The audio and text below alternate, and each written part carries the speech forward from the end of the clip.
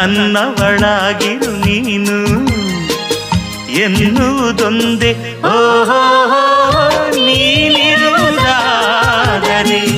ಸ್ವರ್ಗವು ಈಗಲೇ ನಾನು ನಿನ್ನ ಜೋಡಿಯಾಗಿ ಎಂದು ಬಾಳುವೆ ಬಾಳುವೆ ಬಾಳುವೆ ಎಂದೆಂದು ಎಂದೆಂದು ನಿನ್ನನ್ನು ಮರೆತು ಬದುಕಿರಲಾರೆ. ಇನ್ನೆಂದು ಇನ್ನೆಂದು ನಿನ್ನನ್ನು ಅಗಲಿ ನಾನಿರಲಾರೆ.